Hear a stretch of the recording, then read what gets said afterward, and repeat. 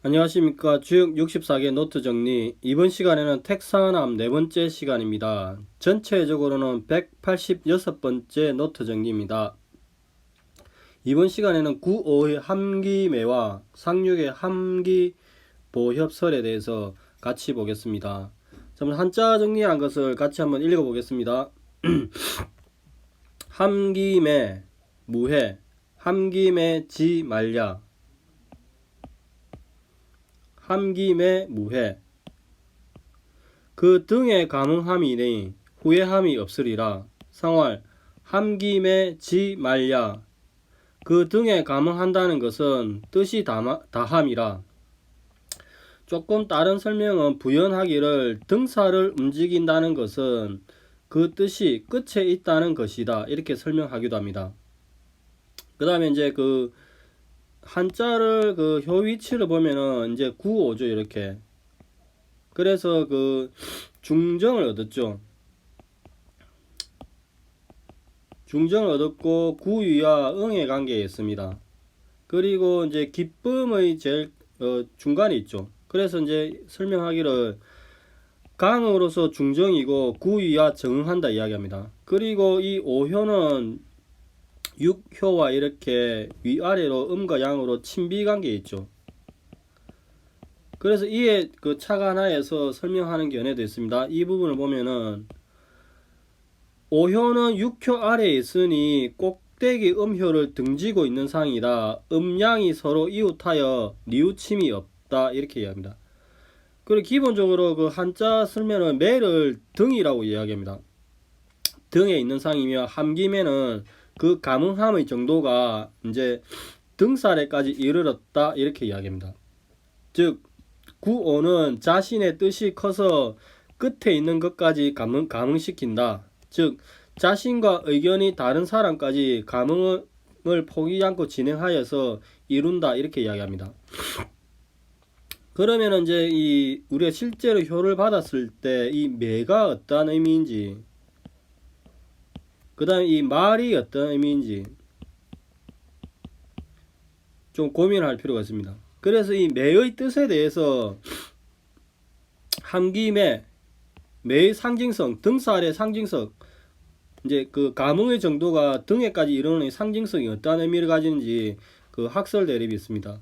그리고 말의 의미가 한자에 대해서 우리가 말이면 끝말이고 다하다 이랬는데 이 의미에 대해서 뜻이 다한다, 그 다음에 사소하다, 지엽적이다 이런 그 견해 대립이 있습니다.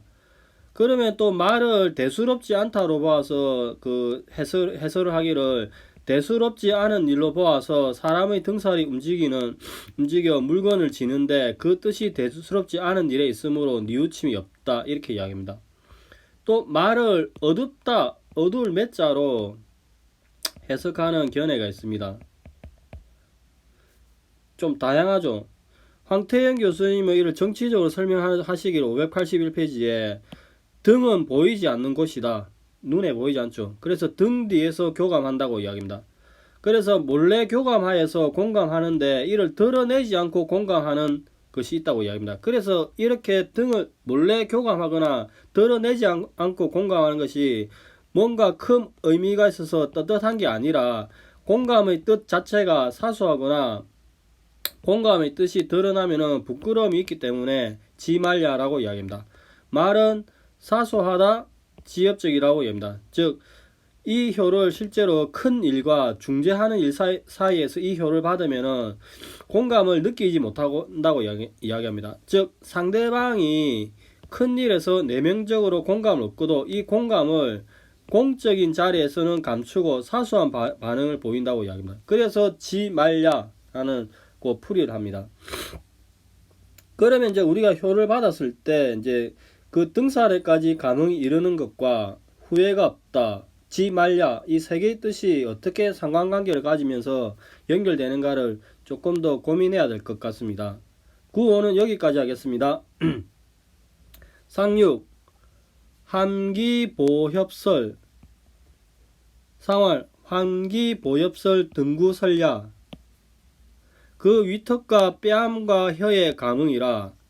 그 위턱과 뺨과 혀에 감응한다 함은 기쁨을 입에 올림이라 이렇게 이야기합니다. 즉 상구는 이렇게 괴의 끝에 있죠. 상육은. 그리고 이제 구삼과 이렇게 응의 관계에 있습니다. 즉 상육은 바른 자리로서 구삼과 이렇게 응의 관계에 있는데 일반적으로 설명을 하시기를 상육은 바른 자리로서 구삼과 정응하고 이건 뭐 사랑의 완성. 이제 우리가 제일 초여부터 발, 장단지 이렇게 이제 그 감흥의 정도가 이렇게 올라오는 거죠. 올라가다가 이제 구호는 등까지 왔고 상육은 이제 입까지 왔으니까 이를 뭐 설명하시기를 사랑의 왕설, 진리와 하나됨을 이야기합니다. 그래서 등구설야를 입이 너무 좋아서 입꼬리가 우리가 위로 미소를 좀 올라가듯이 올라간다 이렇게 이야기하는 겁니다. 근데 이제 등구설에 대해서 학설이 너무 많습니다. 견해일은 말을 잘한다고 이야기하고 견해인은 부드러운 말을 입과 혀에 올리니 말이 어찌 사람을 감동시키지 않겠는가 라고 이야기하는 견해. 견해 3은 구설수가 있다. 뺨과 혀를 움직이는 것은 구설에 올랐다는 것을 이야기합니다. 견해 4는 말을 잘하는 것이라고 이야기합니다. 이제 황태영 교수님은 이를 설명하시기를 상육은 유로서 음유하고 기쁨의 주효이다. 택계의 제일 위에 있죠. 그래서 공감의 극에 거했으나 이는 사물을 감동시키는 욕망의 끝이다 이렇게 이야기합니다. 그러면은 이제 우리가 실제로 그 이 효를 받았을 때 여기 이제 함기보협 이거 이제 협과 설 입가까지 이제 갔다고 이야기할 때 그 느낌이 입까지 올라갔다고 이야기할 때 이 설이 입 올라갔다 할 때 이게 이제 실천적으로 어떠한 의미를 가는지 그 즐거움이 정말 즐거움의 끝인지 아니면 교만함의 상징이 될 수가 있는지 오히려 이제 고민할 필요가 있죠. 자 여기 보면은 이제 교만의 상징이라고 이야기하는 부분은 여기 뭐 함기보협설의 설을 감흥이 잇몸 볼혀에 이르러서 진심이 아니라 말로만 감흥한다. 즉 형식적이다 이 말이죠. 그래서 이제 이 부분에 대한 학설 대리도 있고 실천적으로 고민해야 될 지점이 생기는 것입니다. 자 여기가 일반적인 설명이고 다산의 설명을 보겠습니다. 함김에 무해 상활 함김에 지 말야 등뼈에 붙은 살로 느낀다. 바뀌는 것은 없을 것이다. 상활 그 등뼈에 붙은 살로 느끼니 그 뜻이 어둡다 이렇게 이야기합니다. 그러면은 이제 함김에 그 등뼈에 느낀다 이랬는데 함은 매는 등뼈에 붙은 살이라고 이야기합니다. 그래서 택산한 본계가 있으면은 이렇게 구오가 효변을 하게 되면은 뇌산소가가 되죠. 그러니까 뇌산소가는 전체적으로 여기 보면 대감이죠. 대감. 등뼈. 여기 이제 음은 살이고 강은 딱딱한 그러니까 등뼈에 물상이 있다고 합니다. 그 대감의 등뼈가 이렇게 태로서 즐거워하니 함김에 물상이 나온다고 합니다. 그 다음에 후회함이 없다고 이야기하는 것은 이렇게 택사나 본계가 있으면은 본계가 구호가 효변을 하게 되면은 뇌산소가가 되죠. 그래서 그 택사나 본계 안에서 이렇게 기본적으로 태의 즐거움과 간의 멈춤이 있는 거죠. 그런데 효변을 하더라도 태의 즐거움과 간의 멈춤이 여전히 있는 거죠. 그래서 상이 변하지 않았다 이렇게 이야기합니다.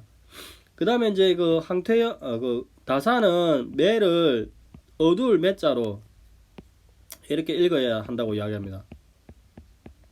그럼 아까 이제 학설 대립이 있었지 매자를 뜻이 다하다, 사소하다, 지엽적이다, 어둡다 이렇게 각각 세 개의 견해가 대립을 하고 있습니다. 자 여기가 구오에 대한 설명이고 상육에 대한 설명을 보겠습니다. 함기보협설, 상활 함기보협설 등구설야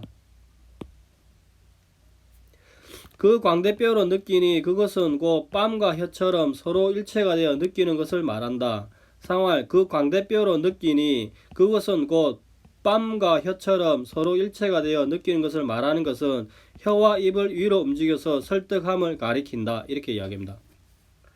그럼 이제 함기보의 그 물상을 보면은, 자, 기본적으로 택산압 이 본계가 보면은 이렇게 태의 입에 강이 이렇게 세 개가 있죠. 이걸 뼈라고 이야기합니다. 즉 입의 측면에 있는 뼈가 광대뼈이고, 함은 태의 입을 이야기하는데 광대뼈, 그 1 플러스 이 양자의 물상을 더하면은 이 전체가 이제 그 입에 있는 광대뼈의 물상을 이야기하는 것입니다. 그러면 여기서 이제 그 기본적으로 택산압 이 개는 이제 이렇게 유가 음이 아래에서 위로 상승하는 형상이죠. 그래서 3이 6으로 가니까 결국엔 상계 태로서 감응을 하는 거죠. 즉 태의 입을 움직이게 하니까 함기부 그 입을 움직이게 한다. 이렇게 얘기합니다. 그 다음에 이제 그 협설은 보면은 똑같습니다. 이 택사나 본계가 천지 빗기로 왔죠. 그래서 이제 3이 6으로 이렇게 올라가는 상이죠. 그러면 이 하나를 이렇게 피부로 보는 거죠. 즉 입 주변에 있는 살을 협이라고 이야기합니다. 입 주변에 있는 살을 협이라고 이야기하는데 3이 6으로 가면은 곤의 피부가 입의 혀를 감싸니 협설. 즉 혀의 뺨에 있는 근육이 있으니 말을 할 수 있다. 즉 뺨과 혀는 한 몸이 돼서 서로 필요한 이에 감응하는, 이것이 곧 감응하는 도다. 이렇게 이야기합니다. 그러면 이제 등구 설ля는 똑같습니다. 이렇게 이제 3이 6으로 올라가는데 이렇게 음이 유가 위로 올라가서 그 입과 혀를 올린다. 등 올라간다 이야기하죠. 그런데 이제 그 이 부분을 이제 정현이라는 학자는 감의 도는 매우 박약하여서 다만 입과 혀로서만 전하여서 언어로서만 감응할 뿐이다. 그러니까 형식적이다. 이런 의미 뉘앙스가 표현되어 있는 것입니다. 글을 다시 읽어보겠습니다. 그 광대뼈로 느끼니 그것은 곧 뺨과 혀처럼 서로 일체가 되어 느끼는 것을 말한다. 상활 그 광대뼈로 느끼니 그것은 곧 뺨과 혀처럼 서로 일체가 되어 느끼는 것을 말한다는 것은 혀와 입을 위로 움직여서 설득함을 말한다. 이렇게 이야기합니다. 즉 협설을 이렇게 설명하는 거죠. 자, 오늘은 그 택산함의 9.5와 그 상륙에 대해서 알아봤습니다. 9.5에서는 등에 느낀데 감흥을 중대 등에 이르렀는데 이 이르렀다는 상징성과 뜻이 끝에 있다. 이 말의 의미가 무엇인지 학설 대립이 있으니까 고민하고 실제로 효를 받았을 때도 등에 감흥한다. 이게 어떠한 의미인지 저도 실제로 이 효를 받은 적이 있었는데 굉장히 고민이 되었습니다. 상륙은 이제 그 함의 정도가 입과 혀까지 같다는 의미가 무엇인지 학설 대립을 살필 필요가 있을 것 같습니다. 자, 오늘은 이제 택사나 네 번째 기를 갖고 다음은 내풍황에 대해서 살피겠습니다.